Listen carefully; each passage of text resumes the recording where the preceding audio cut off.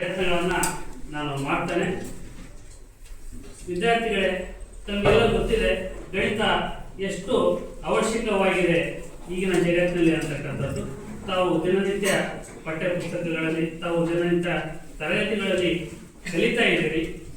ಇಲ್ಲೆಲ್ಲ ಇಷ್ಟೊಂದು ಚಾರ್ಟ್ಸ್ ಎಲ್ಲ ಮಾಡಿದ್ದೀರಿ. ಸೊ ಇವನ್ನೆಲ್ಲ ಮಾಡಿರ್ತಕ್ಕಂಥ ಉದ್ದೇಶ ಏನು? ಇವೆಲ್ಲ ಮಾಡಿರ್ತಕ್ಕಂಥ ಉದ್ದೇಶ ಏನಿದೆ?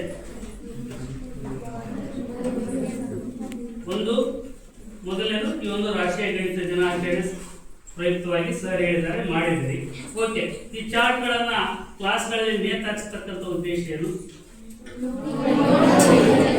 ನೋಡ್ತಾ ನೋಡ್ತಾ ಕಲಿಬೇಕು, ಅಭ್ಯಾಸ ಆಗಬೇಕು. ನಾವು ಕಾಲೇಜ್ದಾಗೆಲ್ಲ ಲೀಸರ್ ಕ್ಲಾಸಸ್ ಇದ್ದಂಥ ಸಂದರ್ಭಗಳಲ್ಲಿ ನೋಡ್ತಾ ನೋಡ್ತಾ ಅವುಗಳನ್ನ ಕಲಿತಕ್ಕಂಥ ಅವಶ್ಯಕತೆ. ಯಾಕೆ ಕಲಿಬೇಕು?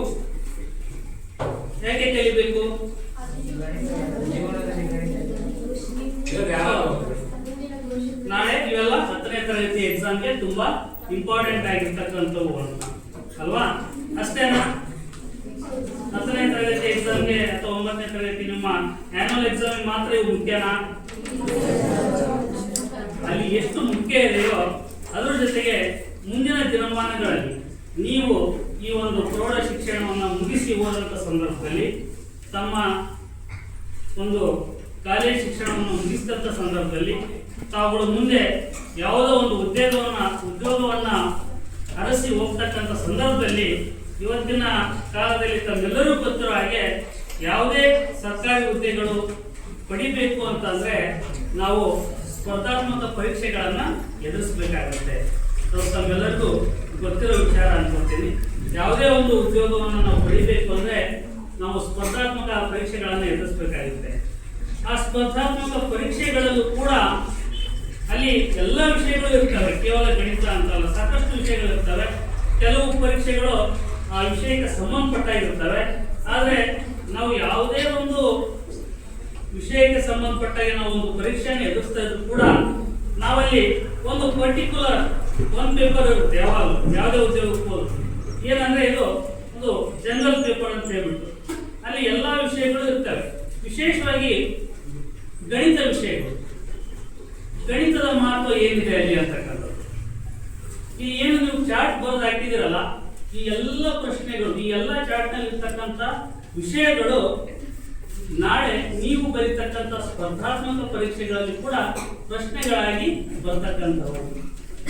ಸಾಕಷ್ಟು ಜನರು ಏನ್ ಮಾಡ್ತಾರೆ, ಇಲ್ಲಿ ಕಲಿಯುವ ಹಂತದಲ್ಲಿ ಕಲಿಯದೆ ನೇರವಾಗಿ ಅಲ್ಲಿ ಪರೀಕ್ಷೆಗಳನ್ನು ಎದುರಿಸ್ತಕ್ಕಂಥ ಸಂದರ್ಭದಲ್ಲಿ ಅವುಗಳನ್ನ ಸ್ಪೆಷಲ್ ಕೋಚಿಂಗ್ ತಗೊಂಡ್ಬಿಟ್ಟು ಕಲಿತಕ್ಕಂಥ ಪ್ರಯತ್ನ ಮಾಡಕ್ ಹೋಗ್ತಾರೆ.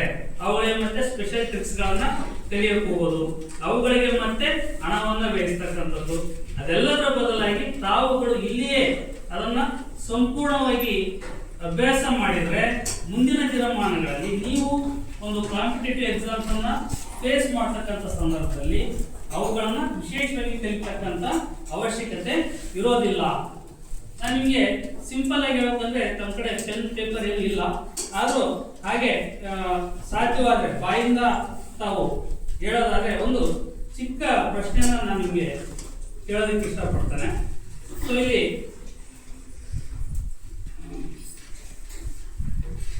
ಒಂದು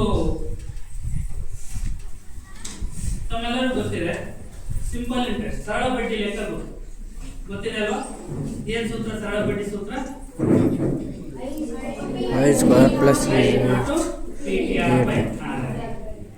ಸೊ ಅಂದ್ರೆ ಸರಳ ಬಡ್ಡಿ ಈಕ್ವಲ್ ಟು ನಾವು ಅಸಲು ಇಂಟು ದರ ಇಂಟು ಕಾಲ ಬೈ 100 ಅಂತ ಮಾಡ್ತಾರೆ. ಸೊ ಇಲ್ಲಿ ಒಂದು ಸಿಂಪಲ್ ಪ್ರಾಬ್ಲಮ್ ಹೇಳ್ತಾನೆ, ಪೆನ್ ಪೇಪರ್ ಹಿಂದೆನೂ ಮಾಡಬಹುದಾಗಿರ್ತಕ್ಕಂಥ ಲೆಕ್ಕ. ಒಬ್ಬ ವ್ಯಕ್ತಿ 5,000 ರೂಗಳನ್ನ 10% ಬಡ್ಡಿ ದರದಂತೆ 2 ವರ್ಷಕ್ಕೆ ಸಾಲವನ್ನು ತೆಗೆದುಕೊಂಡರೆ, ಒಬ್ಬ ವ್ಯಕ್ತಿ 5,000 ರೂಪಾಯಿಗಳನ್ನ 2% ಬಡ್ಡಿ ದರದಂತೆ 10% ಬಡ್ಡಿ ದರದಂತೆ 2 ವರ್ಷಕ್ಕೆ ಸಾಲವನ್ನು ತೆಗೆದುಕೊಂಡರೆ 2 ವರ್ಷಕ್ಕೆ ಅವನು ಕಟ್ಟಬೇಕಾಗಿರ್ತಕ್ಕಂಥ ಬಡ್ಡಿ ಎಷ್ಟು? 5,000 ಅಸಲು, 10% ಅಂದ್ರೆ ಎಷ್ಟಾಗುತ್ತೆ?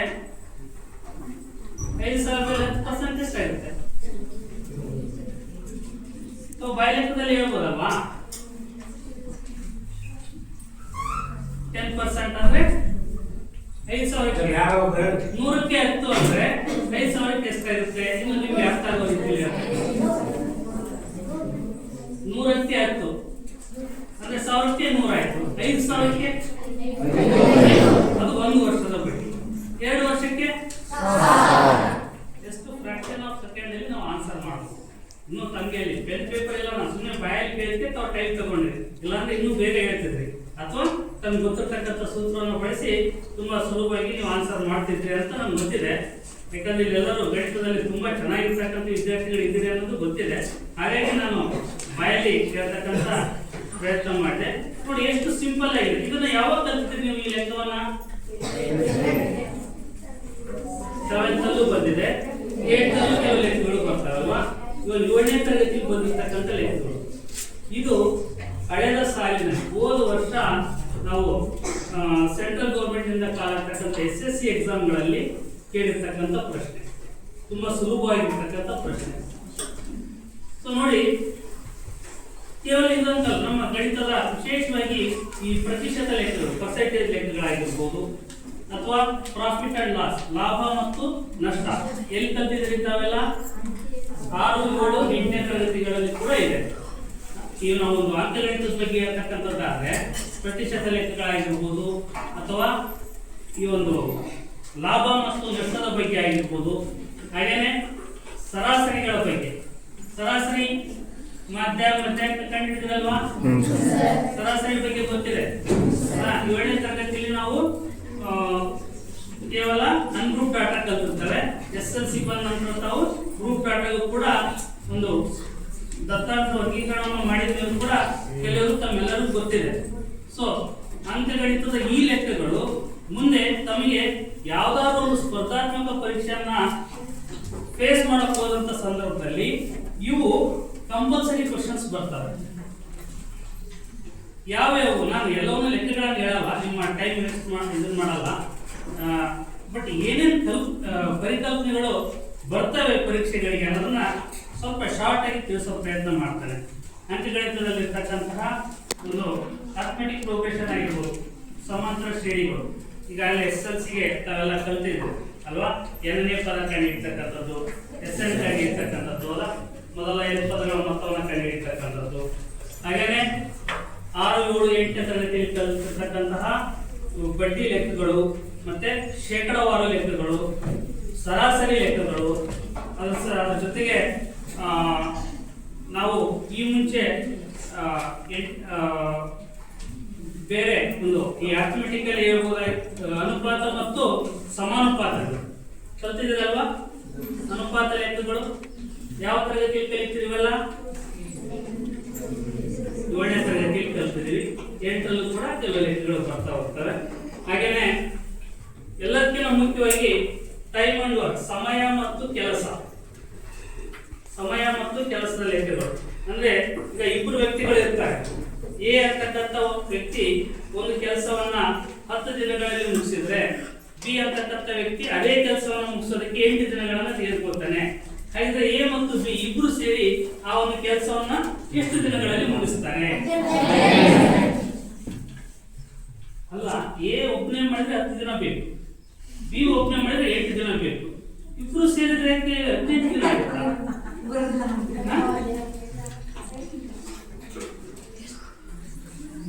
ಆಗ ಇಲ್ಲ, ನೀವು ಹೇಳೋ ಪದದಲ್ಲಿ ಹೇಳಿದ್ರಿ, ತಾವು ಯೋಚನೆ ಮಾಡಿಲ್ಲ ಪ್ರಶ್ನೆ, ನನಗೆ ಅರ್ಥ ಆಯ್ತು. ಸೊ ನಾವು ಅಂದ್ರೆ ಆಗ ಹೇಗ್ ಮಾಡ್ಬೇಕು ಅದನ್ನ? ಎ 10 ದಿನ ತಗೊಂತಾನೆ ಅಂದ್ರೆ 1 ದಿನಕ್ಕೆ ಎ ಎಷ್ಟು ಕೆಲಸ ಮಾಡ್ತಾನೆ ಅಂದ್ರೆ, ಅವನು ಒಬ್ಬ ವ್ಯಕ್ತಿ 10 ದಿನ ತಗೊಂತಾನೆ ಅಂದ್ರೆ 1 ದಿನಕ್ಕೆ 1/10 ಕೆಲಸ ಮಾಡಿರ್ತಾನೆ. ಅಥವಾ ಇನ್ನೊಂದು ಅರ್ಥದಲ್ಲಿ 10% ವರ್ಕ್ ಮಾಡಿರ್ತಾನೆ. ಬಿ ವ್ಯಕ್ತಿ 8 ದಿನ ತಗೋತಾನೆ ಅಂದ್ರೆ ಅವನು ಒಬ್ಬನೇ ಮಾಡಿದ್ರೆ 1 ದಿನಕ್ಕೆ 1/8 ಕೆಲಸ ಮಾಡ್ತಾನೆ. ಅದನ್ನ ನಾವೇನ್ ಮಾಡ್ಕೋಬೇಕು? 1 ದಿನಕ್ಕೆ ಇಬ್ರು ಸೇರಿದ್ರೆ 1/10 ಪ್ಲಸ್ 1/8 ಈ ರೀತಿ ಕ್ಯಾಲ್ಕುಲೇಟ್ ಮಾಡ್ಕೊಂಡು ಅದು 1 ದಿನಕ್ಕೆ ಆಗ್ತಕ್ಕಂಥ ಕೆಲಸ ಬರುತ್ತೆ. ಅಂದ್ರೆ ಫಾರ್ ಎಕ್ಸಾಂಪಲ್ 1/10 ಪ್ಲಸ್ 1/8 ನಾವು ಲೆಕ್ಕ ಮಾಡ್ತಾ ಹೋದ್ರೆ ಅಲ್ಲಿಗೆ ಎಷ್ಟಾಗುತ್ತೆ? ನಮಗೆ 18/80. ಸೊ ಅಂದ್ರೆ ನಮಗೆ 9/40. ಅದನ್ನೇ ನಾವು ಅದು 1 ದಿನಕ್ಕೆ ಆಗ್ತಕ್ಕಂಥ ಕೆಲಸ. ಯಾವುದೇ ವ್ಯಕ್ತಿ ಎಷ್ಟು ದಿನಗಳನ್ನ ತೆಗೆದುಕೊಳ್ತಾರೆ ಒಂದು ಕೆಲಸ ಮುಗಿಸೋದಕ್ಕೆ, ಅದರ ವಿಲೋಮ ಒಂದು ದಿನದ ಕೆಲಸ ಆಗಿರುತ್ತೆ. ಈಗ ಫಾರ್ ಎಕ್ಸಾಂಪಲ್ ಒಬ್ಬ ವ್ಯಕ್ತಿ ಒಂದು ಕೆಲಸ ಮುಗಿಸಕ್ಕೆ 10 ದಿನ ತಗೋತಾನೆ ಅಂದ್ರೆ ಅವನು ಒಂದು ದಿನಕ್ಕೆ 1/10 ಕೆಲಸ ಮಾಡ್ತಾನೆ ಅಂತ ಅರ್ಥ. ಹಾಗೆ ಇಬ್ರು ಸೇರಿ ಒಂದು ದಿನಕ್ಕೆ 9/40 ಕೆಲಸ ಮಾಡ್ತಾರೆ ಅಂದ್ರೆ ಒಟ್ಟು ಅವರಿಬ್ರು ಸೇರಿ ಎಷ್ಟು ದಿನ ತಾಳ್ತಾರೆ ಅಂದ್ರೆ ಅದರ ವಿಲೋಮ 40/9, 4.5 ದಿನಗಳು ಆ ಒಂದು ಕೆಲಸ ತಗೋತಾರೆ. ಈ ರೀತಿಯಾಗಿ ಇಂಥ ಲೆಕ್ಕಗಳು ತಮಗೆ ಬರ್ತವೆ. 8ನೇ ತರಗತಿಗಳು 7ನೇ ತರಗತಿಗಳಲ್ಲಿ ಕೂಡ ಕೆಲವು ಇದ್ದಾವೆ.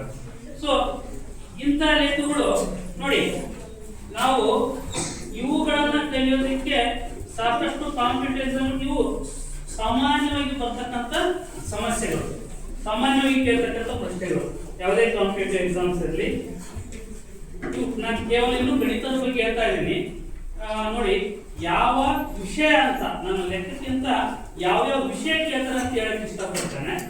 ಸ್ವಲ್ಪ ತಾವು ಅದನ್ನ ಲಕ್ಷ್ಯ ಕೊಡಿ. ಅಂದ್ರೆ ನಾವು ಮುಂದೊಂದು ದಿನಗಳ ಬಗ್ಗೆ ಕಷ್ಟಪಡಬಹುದು. ಈಗ ನಮ್ಮ ಪಾಠದಲ್ಲಿ ಬಂದಿರತಕ್ಕಂಥ ಲೆಕ್ಕಗಳನ್ನ ಕಲ್ತ್ರೆ ನಾಳೆ ತಾವು ಎಕ್ಸಾಮ್ ಅನ್ನ ಫೇಸ್ ಮಾಡುವಾಗೆ ಗಣಿತ ವಿಷಯದ ಬಗ್ಗೆ ಒಂದು ಸಪರೇಟ್ ಆಗಿ ಫಿಕ್ಸ್ ಮಾರ್ಕ್ಸ್ ಅಂತ ಇಟ್ಕೊಂಡ್ಬಿಡ್ಬಹುದು. ಯಾವುದೇ ಒಂದು ಪ್ರಶ್ನೆ ಪತ್ರಿಕೆಯಲ್ಲಿ ಇಷ್ಟು ಪ್ರಶ್ನೆಗಳು ನನಗೆ ಬರ್ತವೆ. ಹಾಗಾದ್ರೆ ಬೇರೆ ವಿಷಯಗಳು ಬರಲ್ವಾ? ಬೇರೆ ವಿಷಯಗಳು ಇಲ್ಲಿ ಕಲ್ತ್ರೆ ಇರುತ್ತೆ, ಎಲ್ಲ ವಿಷಯಗಳು ಇರುತ್ತೆ. ಗಣಿತ ಏನು ವಿಶೇಷ ಅಂದ್ರೆ ಬೇರೆ ವಿಷಯಕ್ಕೂ ಗಣಿತಕ್ಕೆ ಇರ್ತಕ್ಕಂಥ ಡಿಫ್ರೆನ್ಸ್ ಇಷ್ಟೇ. ಬೇರೆ ವಿಷಯಗಳಲ್ಲಿ ಕೆಲವು ಸರಿ ಕನ್ಫ್ಯೂಷನ್ ಆಗೋ ಸಾಧ್ಯತೆಗಳು ಇರುತ್ತೆ, ಕೆಲವು ಸರಿ ಎರಡೆರಡು ಉತ್ತರಗಳು ಆನ್ಸರ್ ಆಗೋ ಸಾಧ್ಯತೆ ಇರುತ್ತೆ. ಎಲ್ಲಾ ಪ್ರಶ್ನೆಗಳಿಗೂ ಅಲ್ಲ ಅಂದ್ರೂ ಕೂಡ ಕೆಲವು ಪ್ರಶ್ನೆಗಳಿಗೆ ಅಂತ ಸಂದರ್ಭಗಳು ಇರ್ತವೆ. ಕೆಲವು ಸರಿ ಸಂದರ್ಭಕ್ಕನುಸಾರವಾಗಿ ಉತ್ತರಗಳು ಬದಲಿ ಆಗ್ತಕ್ಕಂಥ ಸಾಧ್ಯತೆಗಳು ಇರುತ್ತೆ. ನೀವಿಲ್ಲಿ 8, 9, 10ನೇ ತರಗತಿ ಓದುವಾಗ ಕಲಿತಿರೋದು ನಾಳೆ ಪರೀಕ್ಷೆ ಬರೆಯುವಾಗ ಕಲಿಯೋ ಅಲ್ಲಿ ಆನ್ಸರ್ ಮಾಡುವಂತ ಸಂದರ್ಭದಲ್ಲಿ ಕೆಲವು ಉತ್ತರಗಳು ಬದಲಾಗಿರೋ ಸಾಧ್ಯತೆಗಳು ಇರುತ್ತೆ ಆಯಾ ಒಂದು ಇದ್ರ ಮೇಲೆ. ಆದ್ರೆ ಎಂದಿಗೂ ಬದಲಾಗದೇ ಇರತಕ್ಕಂತ ಒಂದು ವಿಷಯ ಯಾವತ್ತಿಗೂ ನೀವು ಅದೇ ಆನ್ಸರ್ ಬರ್ತಕ್ಕಂಥದ್ದು. ಮತ್ತೆ ಎಲ್ಲೇ ಹೋದ್ರೂ ಕೂಡ ನೀವು 8ನೇ ತರಗತಿಯಲ್ಲಿ ನಾಳೆ PU ಮುಗಿಸಿ ಡಿಗ್ರಿ ಮುಗಿಸಿ ಒಂದು ಎಕ್ಸಾಮ್ ಫೇಸ್ ಮಾಡೋ ಸಂದರ್ಭ ಬರಲಿ, ನಮ್ಮ ಸ್ಟೇಟ್ ಎಕ್ಸಾಮ್ ಬರಲಿ, ಸೆಂಟ್ರಲ್ ಎಕ್ಸಾಮ್ ಬರಲಿ ಅಥವಾ ಇಂಟರ್ನ್ಯಾಷನಲ್ ಲೆವೆಲ್ ಯಾವುದೇ ಎಕ್ಸಾಮ್ ಫೇಸ್ ಮಾಡಕ್ ಹೋದ್ರು ತಾವು ಇಲ್ಲಿ ಕಲ್ತಿರೋದೇ ಆನ್ಸರ್ ಆಗಿರುವಂತ ಸಾಧ್ಯತೆ ಇರೋದಂದ್ರೆ ಅದು ಕೇವಲ ಗಣಿತದಲ್ಲಿ.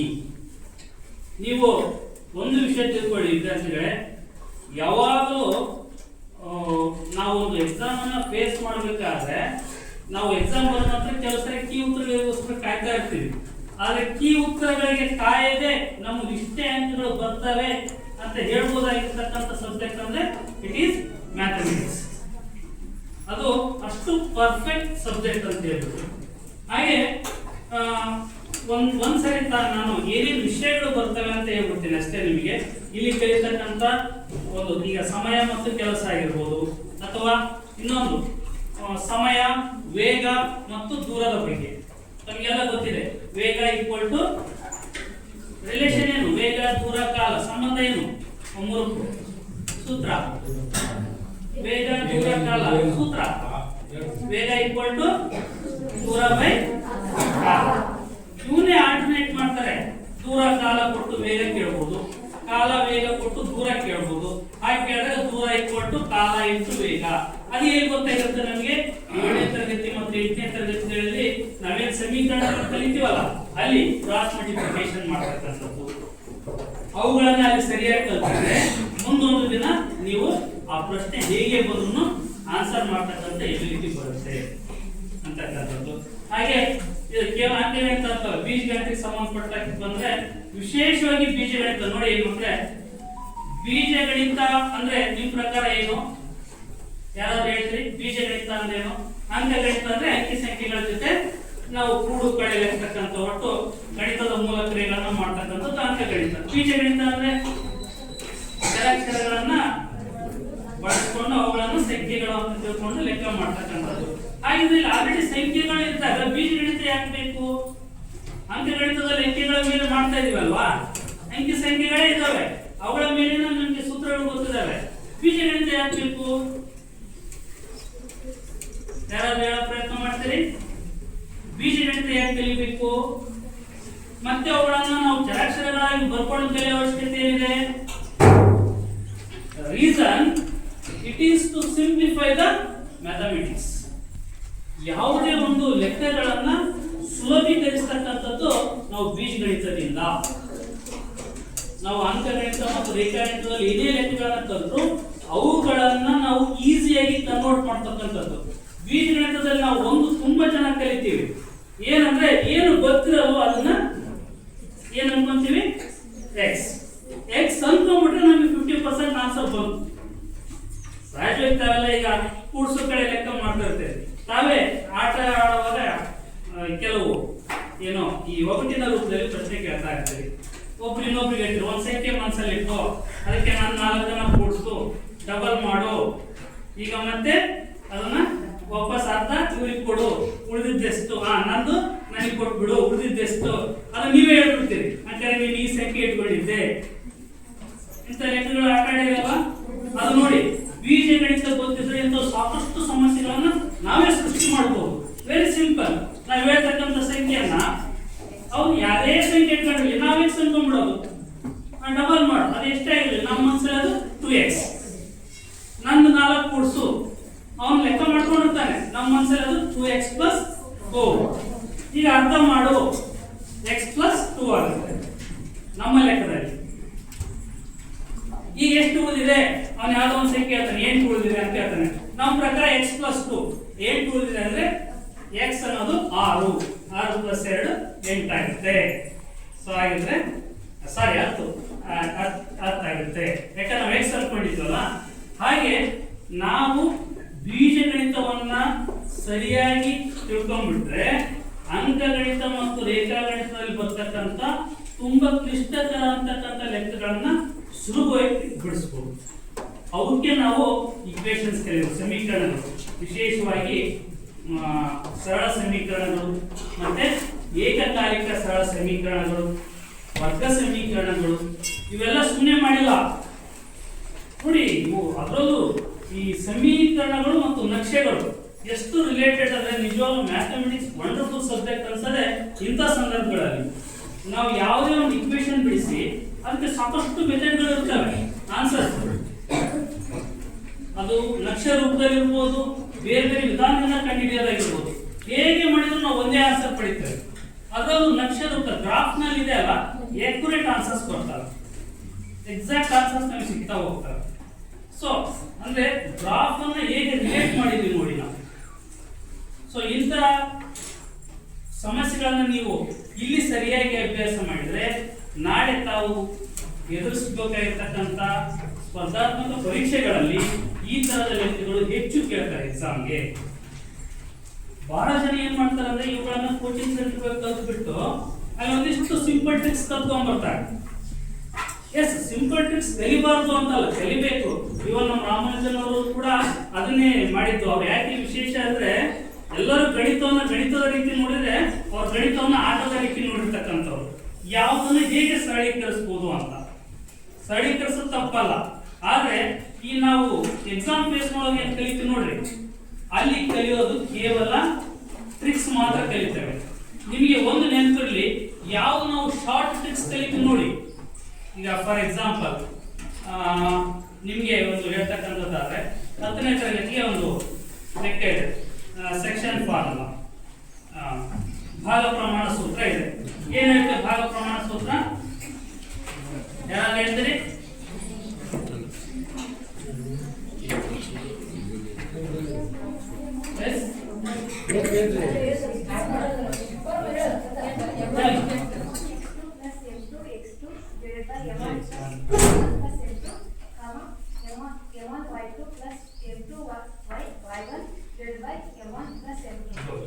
ಸೊ ಈ ಸೂತ್ರ ತಮ್ಮೆಲ್ಲರೂ ಗೊತ್ತಿದೆ. ಇಲ್ಲಿ x1 x2 y1 x1 y1 x2 y2 ಕೊಟ್ಟಿರ್ತಕ್ಕಂಥ ಬಿಂದುಗಳು m1 m2 ಆ ಒಂದು ಕೊಟ್ಟಿರ್ತಕ್ಕಂಥ ಅನುಪಾತ ಅಂತ. ಇದನ್ನ ನಾವು ಅರ್ಥಗರ್ಭಿತ ಕಲ್ತಿದ್ರೆ ಅದು ಬೇರೆ. ಕೊನೆ ಮೂಮೆಂಟ್ ಅಲ್ಲಿ ನಾವು ಏನ್ ಮಾಡ್ಬಿಡ್ತೀವಿ, ಕೆಲವು ವಿದ್ಯಾರ್ಥಿಗಳಿಗೆ ಇವನ್ನ ಶಾರ್ಟ್ ಕಟ್ ವೇಸ್ ಫಾರ್ಮುಲಾ ದೊಡ್ಡದಾಗುತ್ತೆ ಅಂತ ಹೇಳಿ ಏನ್ ಮಾಡೋದು, xy ಬರ್ಬಿಟ್ಟು ರೇಷಿಯೋ ಬರ್ದು ನಾವೆಲ್ಲ ಮ್ಯಾಥ್ಸ್ ಟೀಚರ್ ಸ್ವಲ್ಪ ಲಾಸ್ಟ್ ಮೂಮೆಂಟ್ ಅಲ್ಲಿ ಶಾರ್ಟ್ ಕಟ್ ಮೆಥಡ್ಸ್ ಹೇಳ್ಕೊಟ್ಬಿಡ್ತೇವೆ ಮಕ್ಕಳಿಗೆ. ಹೇಗಾದ್ರೂ ಮಾಡಿ ಅದ್ರ ಮೇಲೆ ಅಂಕಗಳನ್ನು ತೆಗೆದುಕೊಳ್ಳಿ ಅಂತ. ಅಲ್ಲಿ ಅದು ತಪ್ಪಲ್ಲ, ಆ ಕ್ಷಣಕ್ಕೆ ಸರಿನೇ ಎಕ್ಸಾಮ್ ಪರ್ಪಸ್. ಆದ್ರೆ ಅದೇನಾಗುತ್ತೆ ಅಂದ್ರೆ that is A temporary memory. ಅದು ಯಾವತ್ತು ತಾತ್ಕಾಲಿಕ ಒಂದು ಶಾರ್ಟ್ ಮೆಮೊರಿ, ಅದು ತಾತ್ಕಾಲಿಕವಾಗಿ ಮಾತ್ರ ನೆನಪಿರುತ್ತೆ. ಪರ್ಮನೆಂಟ್ ಮೆಮೊರಿ ಆಗಬೇಕು ಒಂದು ವಿಷಯ ಯಾವಾಗಲೂ ಶಾಶ್ವತವಾಗಿ ನಮ್ಮ ಸ್ಮೃತಿಯಲ್ಲಿ ಉಳಿಬೇಕು ಅಂದ್ರೆ ನಾವು ಟ್ರೂ ಕಾನ್ಸೆಪ್ಟ್ ಕಲಿಯಬೇಕು. ವಿಶೇಷವಾಗಿ ಮ್ಯಾಥಮೆಟಿಕ್ಸ್ ನೋಡಿ, ಒಂದು ಸರಿ ನೀವು ಸಂಪೂರ್ಣವಾಗಿ ಕಾನ್ಸೆಪ್ಟುವಲ್ ಬೇಸ್ ಕಲ್ತ್ರಿ ಅಂದ್ರೆ ಜೀವನ ಪೂರ್ಣ ಮರೆಯದೇ ಇರತಕ್ಕಂಥ ವಿಷಯ. ಎಲ್ಲೇ ಹೋದ್ರೂ ನಾವು ಯಾವುದೇ ವಿಶೇಷ ಅಧ್ಯಯನ ಮಾಡದೆ ನೇರವಾಗಿ ಪರೀಕ್ಷೆಗಳನ್ನ ಎದುರಿಸೋ ತಾಕತ್ತು ಬರೋದಂದ್ರೆ ಅದು ಗಣಿತ ವಿಷಯದಲ್ಲಿ ಮಾತ್ರ. ಯಾಕೆ ಅಂದ್ರೆ ಅಲ್ಲಿ ಒಂದ್ಸರಿ ಕಲ್ತಿರ್ತಕ್ಕಂಥ ಕಾನ್ಸೆಪ್ಟ್ ಗಟ್ಟಿಯಾಗಿ ಕೂತ್ಕೊಂಡ್ರೆ ಎಂದು ಬದಲಾಗದೇ ಇರ್ತಕ್ಕಂಥದ್ದು. ಅದರಲ್ಲೂ ವಿಶೇಷವಾಗಿ ಈ ಎಕ್ಸಾಮ್ಗಳಲ್ಲಿ ತಮಗೆಲ್ಲ ಗೊತ್ತು, ಇನ್ನೊಂದು ಗಣಿತದ ಜೊತೆಗೆ ಇದು ಗಣಿತದ ವಿಷಯಗಳ ಅದರ ಜೊತೆಗೆ ಜಾಮಿಟ್ರಿ, ರೇಖಾಗಣಿತದಲ್ಲಿ ಬರ್ತಕ್ಕಂಥ ಒಂದು ರೇಖೆಗಳು ಮತ್ತು ಕೋನಗಳ ಬಗ್ಗೆ ಆಯ್ತು, ತ್ರಿಭುಜಗಳು, ಚತುರ್ಭುಜಗಳು ಇಲ್ಲೆಲ್ಲ ಬರೆದಾಕಿದೆ, ಘನಾಕೃತಿಗಳ ಬಗ್ಗೆ ಆಯ್ತು. ನಾನು ಮತ್ತೆ ಇನ್ನೊಂದ್ಸರಿ ಹೇಳಕ್ ಇಷ್ಟಪಡಲ್ಲ, ಇವನ್ನೆಲ್ಲ ಹೇಳ್ಬೇಕು ಅನ್ಕೊಂಡಿದ್ದೆ. ನಾನು ಹೇಳೋದಕ್ಕಿಂತ ಹೆಚ್ಚು ನೀವು ಆಲ್ರೆಡಿ ಬಂದ್ಬಿಟ್ಟಿರಿ. ಇವೆಲ್ಲವೂ ನಾಳೆ ತಾವು ಒಂದು ಯಾವುದೇ ಪರೀಕ್ಷೆ ಫೇಸ್ ಮಾಡಕ್ ಹೋದ್ರೆ ಕನಿಷ್ಠ ಇಲ್ಲಿ ಇರ್ತಕ್ಕಂಥ, ಅದು ಡಿಪೆಂಡ್ ಅಪಾನ್ ಎಕ್ಸಾಮ್, ಬಟ್ ಏನಿಲ್ಲ ಅಂದ್ರೂ ಒಂದು ಕಾಮನ್ ಎಕ್ಸಾಮ್ ಫೇಸ್ ಮಾಡಿದ್ರೆ 20 to 25% ಕ್ವಶನ್ಸ್ ಇಲ್ಲಿರ್ತಕ್ಕಂಥ ಚಾರ್ಟ್ಗಳ ಮೇಲೆ ಬರ್ತವೆ. ನೆನಪಿಟ್ಕೊಳ್ಳಿ, ನೀವು ಸಪರೇಟ್ ಆಗಿ ಕಲಿಯೋದಿಲ್ಲ, ಈ ವಯಸ್ಸಲ್ಲಿ ಕಲಿಸುತ್ತೆ ಮುಂದೆ ಪರೀಕ್ಷೆಯಲ್ಲಿ ಫೇಸ್ ಮಾಡೋದು. ಇನ್ನು ಪರ್ಟಿಕ್ಯುಲರ್ ಎಕ್ಸಾಮ್ ಹೋಗ್ಬಿಟ್ರೆ, ಫಾರ್ ಎಕ್ಸಾಂಪಲ್ ಈಗ KS ನೋಡಿ, ಎಲ್ಲರೂ KS ತುಂಬಾ ದೊಡ್ಡ ಎಕ್ಸಾಮ್ ನೋಡೋರು. ಬಹಳ ಜನ ಏನಂತಾರೆ KS ಮಾಡ್ಬೇಕಂದ್ರೆ ಸೋಷಿಯಲ್ ಚೆನ್ನಾಗಿರ್ಬೇಕು ಅಥವಾ ಕನ್ನಡ ಒಂದು ಲಿರಿಕ್ಸ್ ಲಿಟ್ರೇಚರ್ ಚೆನ್ನಾಗಿರ್ಬೇಕು ವಿಷಯ. ಹೌದು, ತಪ್ಪಲ್ಲ, ಅವೆಲ್ಲ ಕಲ್ತಿರ್ಬೇಕು. ತಮಗೆ ಎಲ್ಲರಿಗೂ ನಾನು ಹೇಳಕ್ ಇಷ್ಟಪಡೋದು, ನಾಳೆ ನೀವು KS ಅಥವಾ IAS ಫೇಸ್ ಮಾಡಿದ್ರೆ ಜನರಲ್ ನಾಲೆಜ್ ಎಷ್ಟಿರ್ಬೇಕು, ಅದ್ರ ಜೊತೆಗೆ ಮ್ಯಾಥಮೆಟಿಕ್ಸ್ ಅಲ್ಲಿ ಮೇನ್ಸ್ ಎಕ್ಸಾಮ್ ಸ್ಪೆಷಲಿ ಇದರಲ್ಲಿ ಸ್ಟಾರ್ಟಿಂಗ್ ಅಲ್ಲಿ 3 ಅಂತ ಬರ್ತದೆ. ಒಂದು ಪ್ರಿಲಿಮಿನರಿ ಎಕ್ಸಾಮ್ ಅಂತ ಬರ್ತದೆ, ಅಲ್ಲಿ MCQ ಕ್ವಶನ್ಸ್ ಇರ್ತವೆ, ಆಬ್ಜೆಕ್ಟಿವ್ ಕ್ವಶನ್ಸ್. ಅಲ್ಲಿ ಕಾಮನ್ ಆಗಿ ಎಲ್ಲಾ ಸಬ್ಜೆಕ್ಟ್ ಈಕ್ವಲ್ ಮಾರ್ಕ್ಸ್ ಇರ್ತವೆ, ನೇರವಾದ ಪ್ರಶ್ನೆಗಳು ಇರ್ತವೆ. ಚಾರ್ಟ್ಸ್ ಅಲ್ಲೂ ಕೂಡ ಇವೇ ಬರ್ತವೆ, ಬೇರೆ ಬರಲ್ಲ. IAS ಕ್ವಶನ್ ಪೇಪರ್ ಕೂಡ ತೆಗೆದು ನೋಡಿ. ನಾನು ಎಷ್ಟೋ ವಿಷಯ ನನಗೂ ಗೊತ್ತಿರಲಿಲ್ಲ. ಮೊನ್ನೆ ಸರ್ ನನಗೆ ನೀವು ಈ ವಿಷಯದ ಬಗ್ಗೆ ಮಾತಾಡಬೇಕು, ಸ್ಪರ್ಧಾತ್ಮಕ ಜಗತ್ತಿನಲ್ಲಿ ಗಣಿತದ ಬಗ್ಗೆ ಮಾತಾಡ್ಬೇಕಂದ್ರೆ ನಾನು ಸುಮ್ಮನೆ ಒಂದಿಷ್ಟು ಸರ್ಚ್ ಮಾಡಿ ನೋಡಿದೆ. ಬಹಳ ಆಶ್ಚರ್ಯ ಆಯ್ತು ನನಗೆ. ಈವನ್ KS IAS ಅಂತಕ್ಕಂಥ ದೊಡ್ಡ ದೊಡ್ಡ ಎಕ್ಸಾಮ್ಗಳಲ್ಲಿ ನಮ್ಮ ಗಣಿತದ ಮೇಲೆ ಈ ಚಾರ್ಟ್ ರಿಲೇಟೆಡ್ ಕ್ವಶನ್ಸ್ ನನಗೆ ಪ್ರತಿ ಕ್ವಶನ್ ಪೇಪರ್ ಅಲ್ಲಿ 7 ರಿಂದ 8 ಕ್ವಶನ್ಸ್ ಸಿಕ್ಕಿದೆ.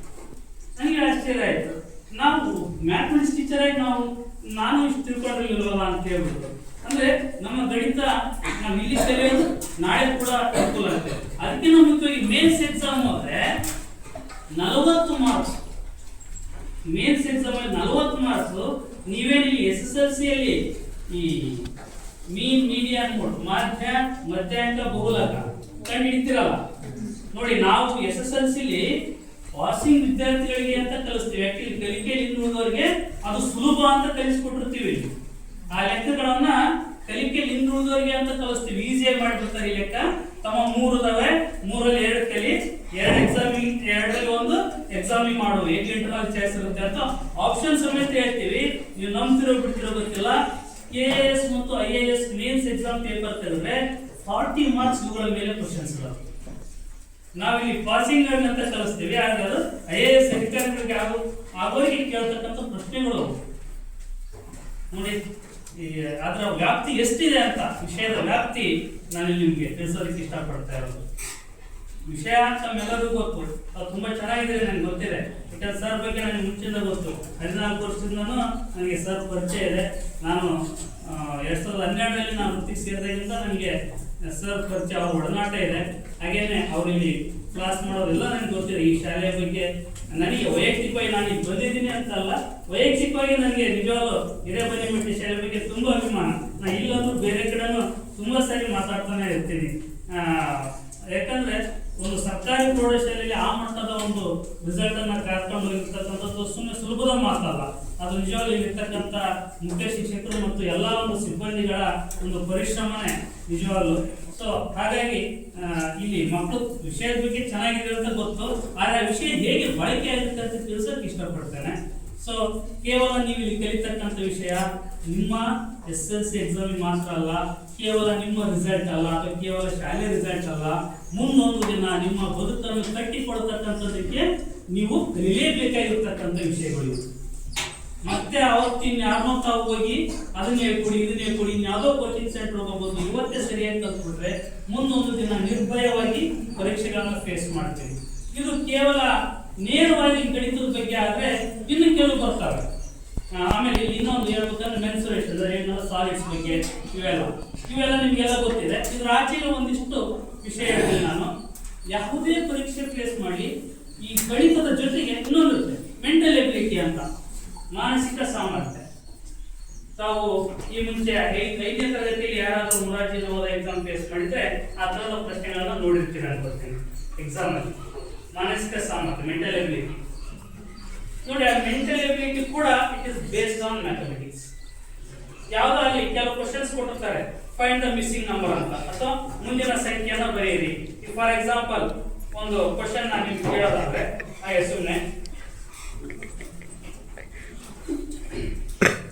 2 ಒಂದು ಸಿರೀಸ್, ಒಂದು ನಂಬರ್ ಇದೆ, number series 2 6 12 20 30 2 6 12 20 30. Next number S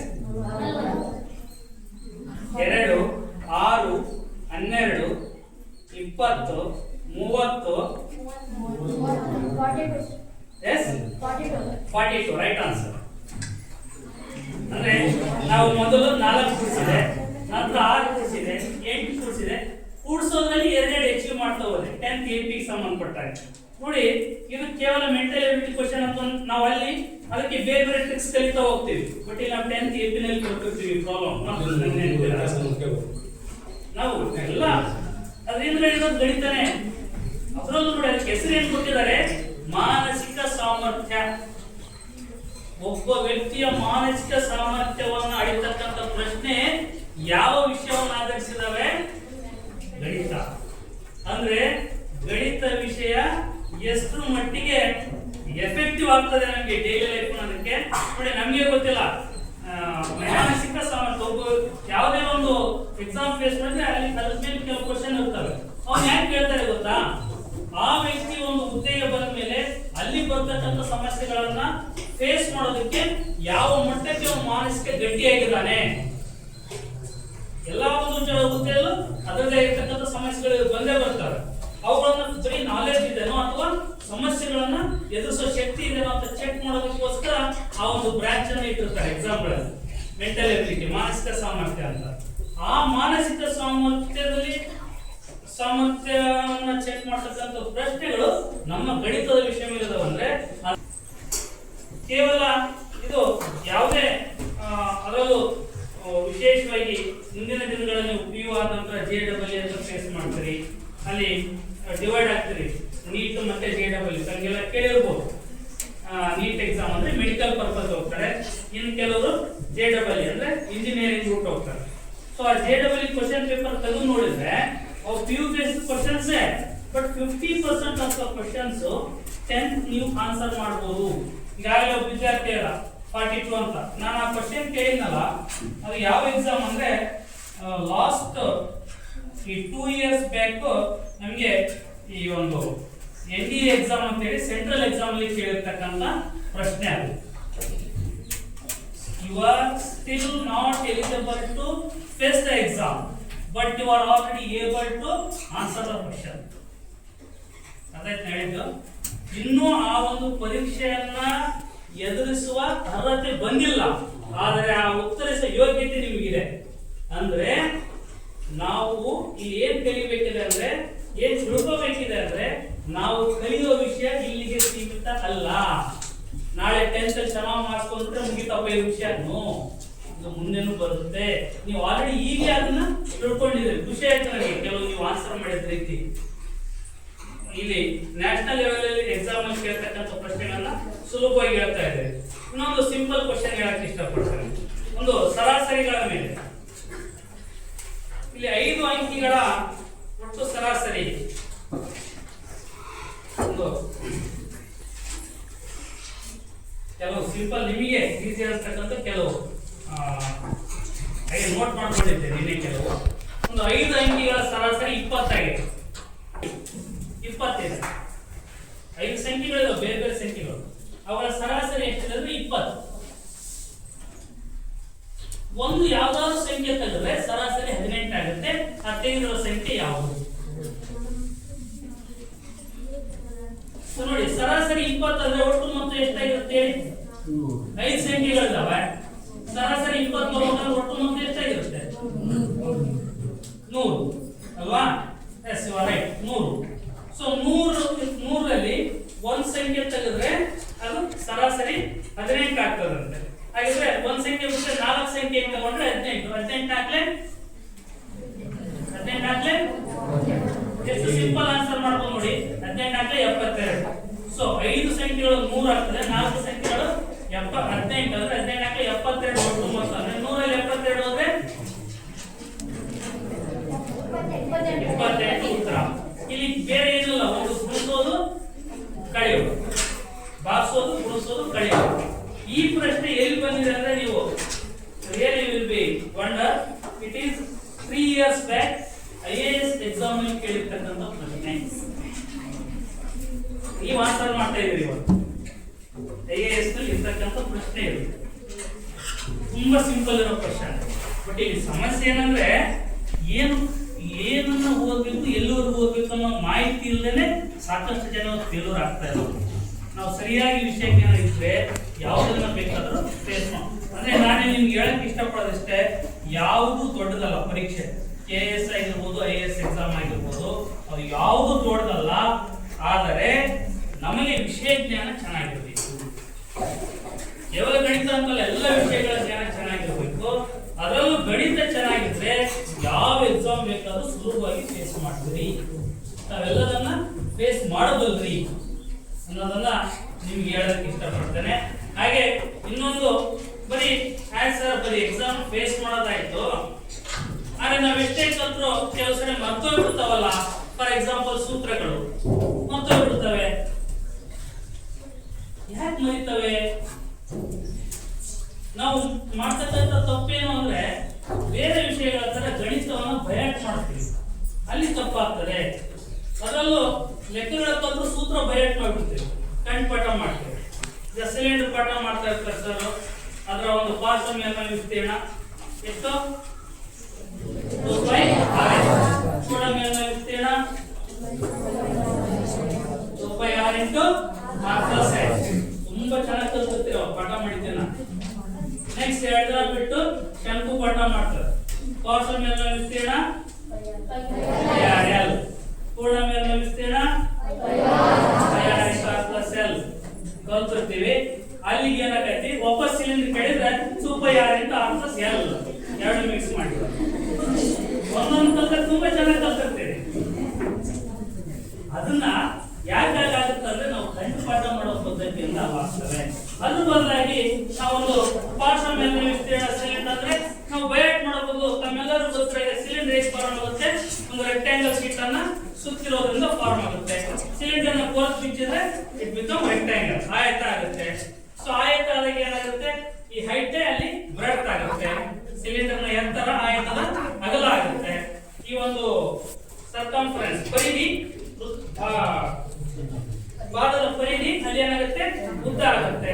so ಇಲ್ಲಿ ಪರಿಧಿ 2πr, ಎತ್ತರ h, ಆಯತದ ವಿಸ್ತೀರ್ಣ 2πr ಇಂಟು h. ಆ ರೀತಿ ನೀವು ಸೂತ್ರ ಕಲಿತ್ರೆ ತಾವು ಎಂದೂ ಸೂತ್ರಗಳನ್ನು ಮರೆಯಲ್ಲ. ಸೂತ್ರಗಳನ್ನು ಹೇಗೆ ಬಂದು ಅನ್ನೋದನ್ನ ಅರ್ಥ ಮಾಡ್ಕೊಂಡ್ಬಿಟ್ರೆ ಅಲ್ಲಿ ಕಂಠಪಾಠ ಮಾಡೋ ಅವಶ್ಯಕತೆ ಇರಲ್ಲ. ಆನ್ ಸ್ಪಾಟ್ ಸೂತ್ರವನ್ನು ರೆಡಿ ಮಾಡೋದಲ್ಲ, ಸಾಮರ್ಥ್ಯನೂ ಬರುತ್ತೆ. ಆ ರೀತಿ ಗಣಿತವನ್ನ ಕಲಿತ್ರೆ ತಾವೆಂದೂ ಗಣಿತದಲ್ಲಿ ಇರಬೇಕಾಗಿಲ್ಲ. ಒಂದು ಕಾನ್ಸೆಪ್ಟ್ ಅದು ನಮಗೆ ಶಾಶ್ವತ ಮೆಮೊರಿ ಉಳಿತಾ ಹೋಗ್ತದೆ. ಜೊತೆಗೆ ಮತ್ತೆ ಗಣಿತ ಏನ್ ಕಲಿಸ್ತದೆ ನಮಗೆ ಅಂದ್ರೆ ಡಿಸಿಪ್ಲಿನ್, ಒಂದು ಶಿಸ್ತು ಹೇಗಿರ್ಬೇಕು ಅನ್ನೋದನ್ನ ಕಲಿಸ್ತದೆ. ಇವುಗಳನ್ನ ತಾವೆಲ್ಲ ಅಭ್ಯಾಸ ಮಾಡಿದ್ರೆ ತಾವು ಮುಂದೆ ಇವತ್ತು ನಿಮ್ಮ ಶಾಲೆಯಲ್ಲಿ ಒಂದು ರಾಷ್ಟ್ರೀಯ ಗಣಿತ ದಿನಾಚರಣೆಯನ್ನ ಪ್ರತಿ ವರ್ಷ ಸೆಲೆಬ್ರೇಟ್ ಮಾಡ್ತಾರೆ. ಕಾರಣ ಅದೊಂದು ಪದ್ಧತಿ ಅಂತನಾ? ಮಾಡ್ಬೇಕು, ಪದ್ಧತಿ ಮಾಡ್ಬೇಕು ಅಂತನಾ? ಹಾಗೆ ಎಲ್ಲ ಶಾಲೆಯಲ್ಲಿ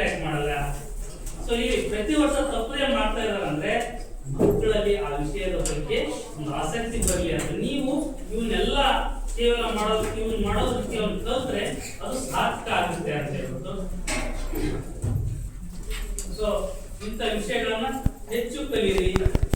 ಇಲ್ಲಿ ಕಲಿತಕ್ಕಂಥ ವಿಷಯಗಳು ಕೇವಲ ನಿಮ್ಮ ಈ ಪರೀಕ್ಷೆಗಳಲ್ಲಿ ಮುಂದೆನೂ ಕೂಡ ಅನುಕೂಲ ಆಗೋದ್ರಿಂದ ಯಾವುದೇ ಒಂದು ಹೊಸ ಲೆಕ್ಕಗಳಾಯ್ತು ಹೊಸ ಪಾಠವನ್ನು ಕಲಿಯುವಾಗ ಟ್ರೂ ಕಾನ್ಸೆಪ್ಟ್ ಕಲಿಯೋದನ್ನು ಅಭ್ಯಾಸ ಮಾಡಿ. ನಾನು ನಿಮಗೆ ಇನ್ನೂ ಒಂದು ಮಾತು ಹೇಳೋದಕ್ಕೆ ಇಷ್ಟಪಡ್ತೇನೆ. ನಾನು ಯಾವಾಗಲೂ ಹೇಳೋದು ಇಷ್ಟೇ, ಮ್ಯಾಥಮೆಟಿಕ್ಸ್ ಇಸ್ ಅ ಸಬ್ಜೆಕ್ಟ್